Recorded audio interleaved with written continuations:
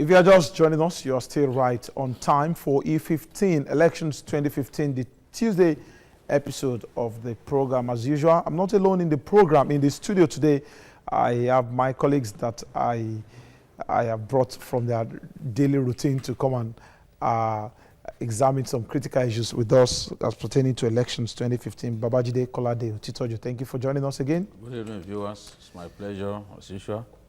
And Adebisi Olumide Ajayi. Good evening, viewers. My pleasure. Eshomo Imudu. Yeah, good evening, viewers. It's my pleasure. Hope you guys are prepared for Saturday's exercise. Fully set. Now, Jide, let me start with you. The Nigerian police some days ago were telling us that nobody should stay back after casting their vote, that everybody should just go back home and allow the process to continue. But now the police is having a change of mind that you can stay back for as long as you maintain peace and you follow what is written in the electoral guidelines. What was the police thinking of before coming out to say that go away after casting your vote?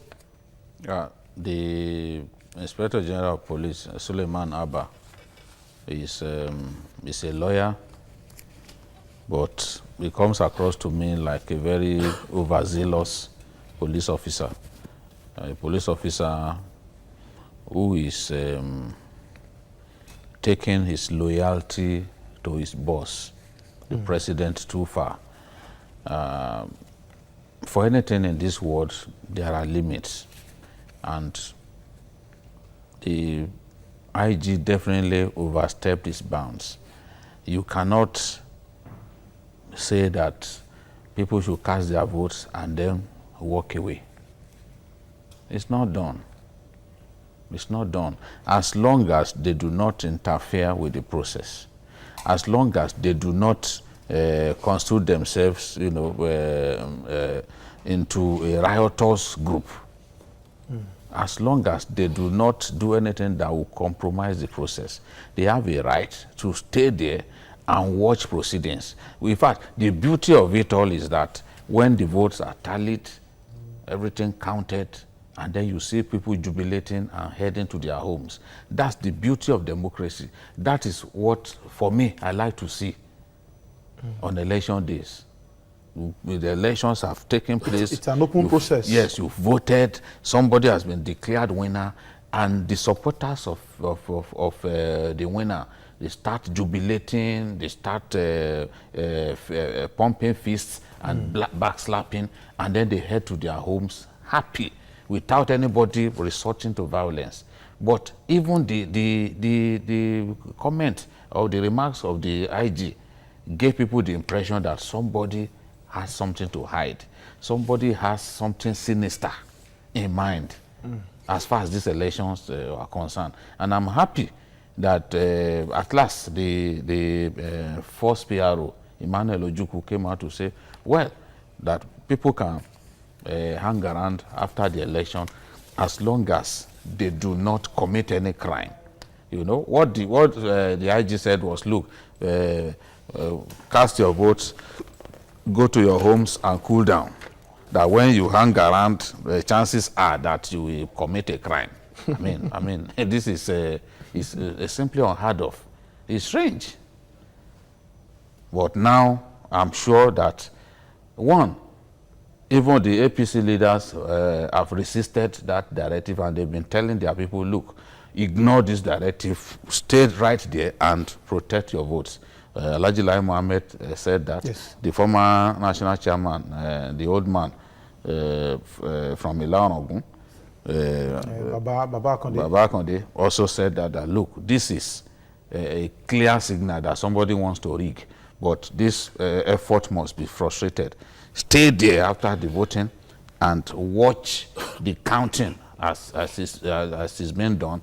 Ensure that you defend your vote. You defend your vote not necessarily by using cord girls and daggers and the rest, but watching the process, watching everything unfold. That way you go home feeling contented, feeling satisfied that you have exercised your franchise and that the whole process has been credible, transparent and fair. That is the beauty of democracy. All right, Bisi, I remember in 2011, this same issue came up. The IG of police then said nobody should go near polling unit. After casting your vote, go back home, go and sleep, go and be watching proceedings on TV, listening to radio, so that you know what is happening. This same issue came up. I think the opposition, the ACN then, and CPC came up to counter it. Why do we go back and forth in this part of the world? I think by now, that shouldn't be an issue anymore. Well, for this particular election, there's a lot at stake. I think they could have got away with it then, even though they didn't, because the stakes were not this high. But this time around, everybody wants to be on ground and to protect their votes. I mean, with what allegedly happened in Ekiti, even though people were on ground, people are going to be all out to make sure that the votes are counted in front of them and they see and hear the results before they go home.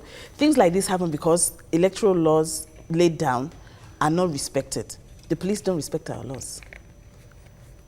People in positions of power don't respect our laws. That is why an IG can come out and make this kind of a statement. But this time around, it's not going to happen. People are going to be there. They're going to watch and count their votes before they go home. Eshawomo. Yeah. I think the vigilance of Nigerian people should never be taken for granted. That is what has sustained this democracy so far. If not because the people have been vigilant, so much will have gone wrong with the system. And even if you take a look at this present dispensation, the level of voter education, it's because the people are vigilant, they know their rights, and but they're part of the Electoral Act. Nothing said that it's not there that after accreditation you should go, because it's a process. You go through accreditation, you go to the voting, then you go through the collation. And nobody said after accreditation you should leave.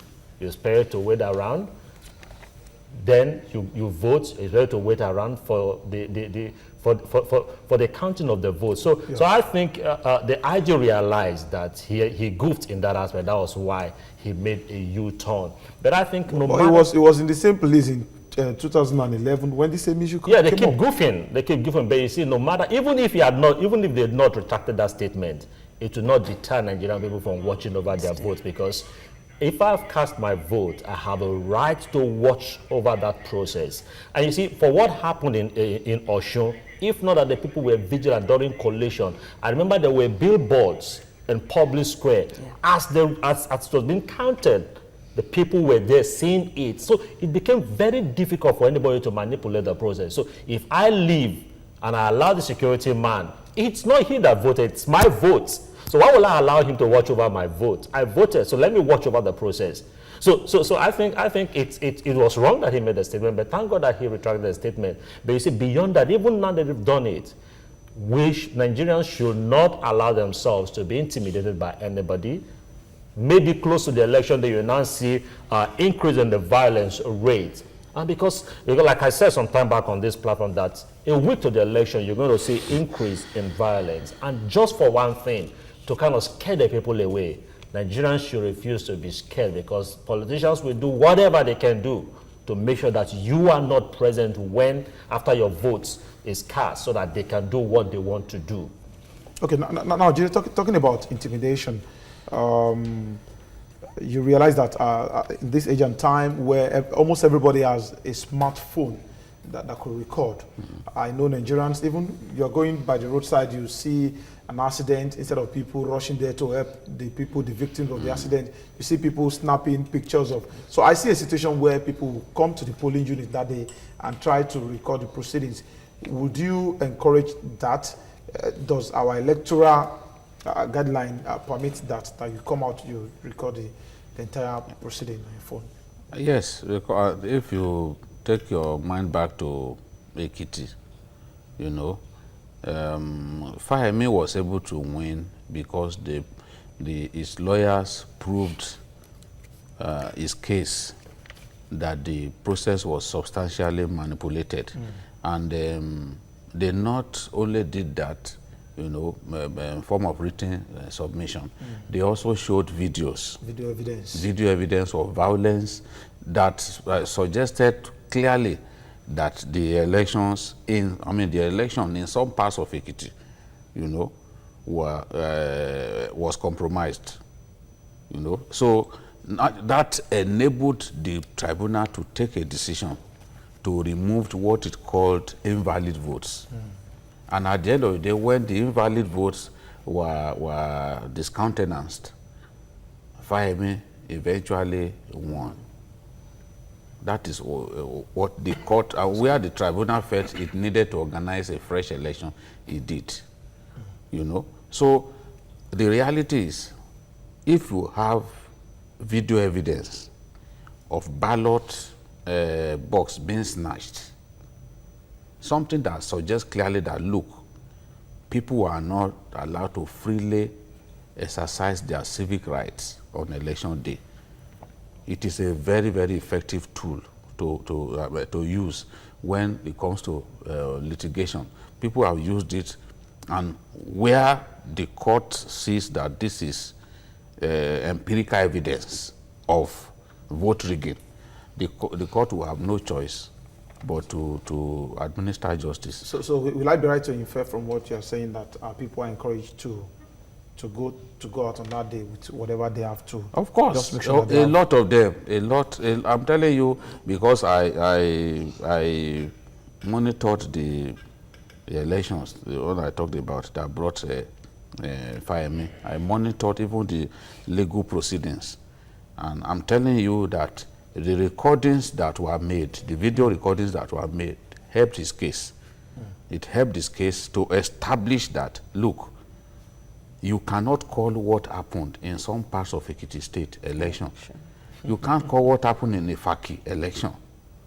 We can't call what happened in Idosi, I remember. An election. Because an election must fulfill certain criteria. Once it does not fulfill it, then it is not an election. Once people can be seen to have voted in an atmosphere where there was so much intimidation, where you could not freely, elect the candidate of your choice, you can't call that an election. Because we know that in advanced democracies, those things don't happen. People don't get slapped on election day because they wanted to vote.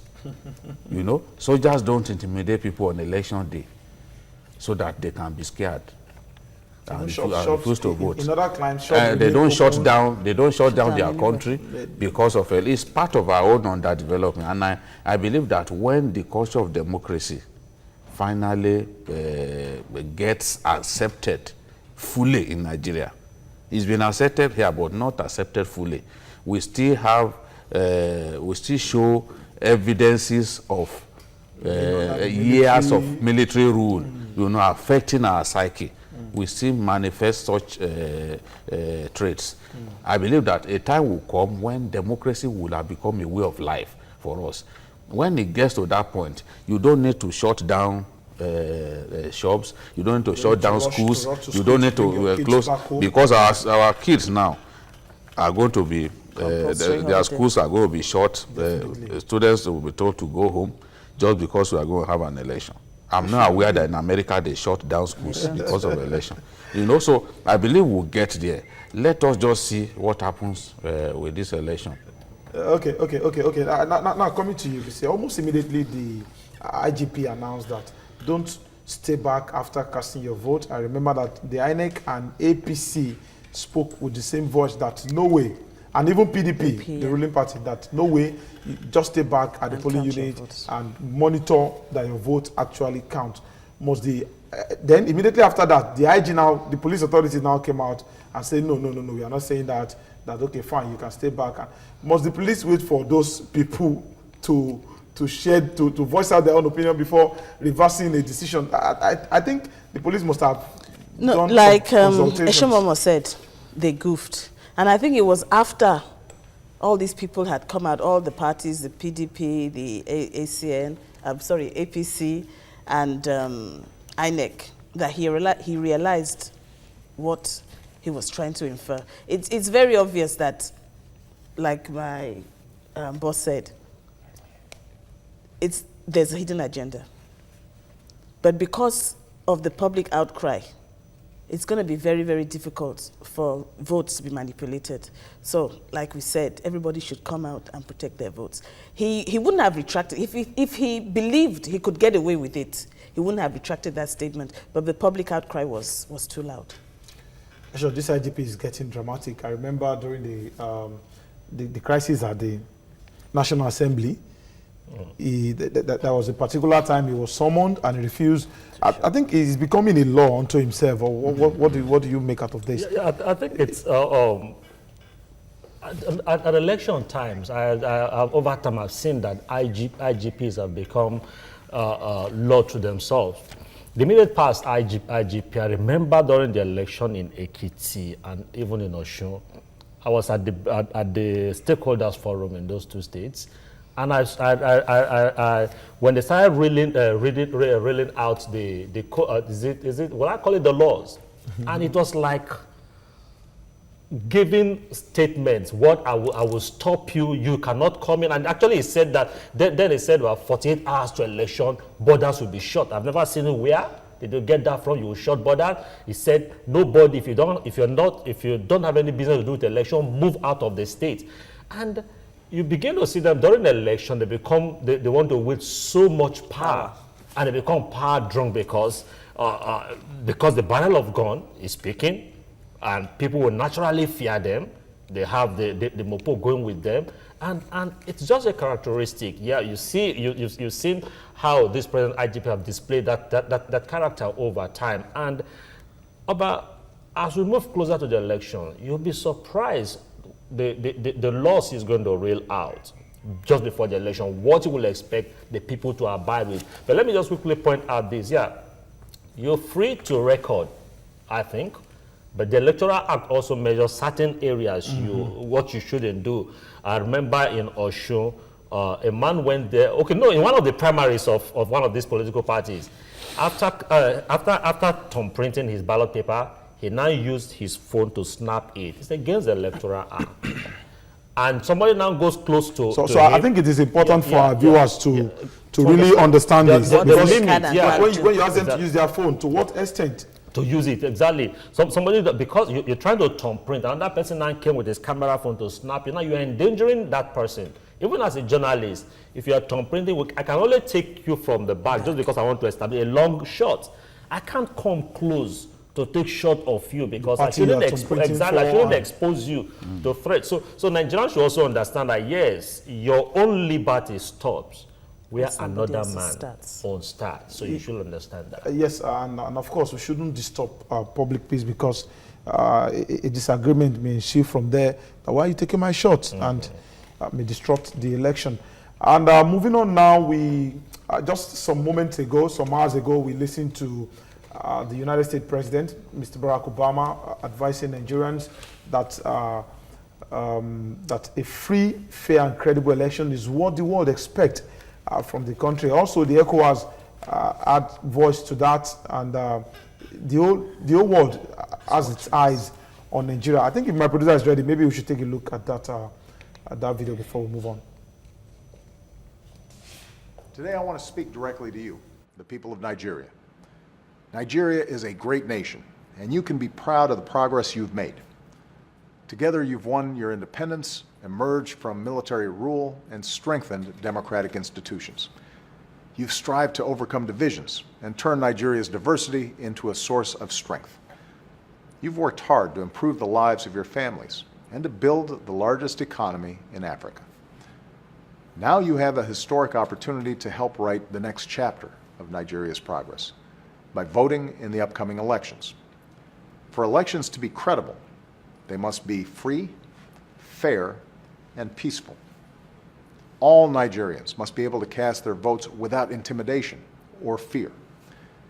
So I call on all leaders and candidates to make it clear to their supporters that violence has no place in democratic elections, and that they will not incite, support, or engage in any kind of violence before, during, or after the votes are counted.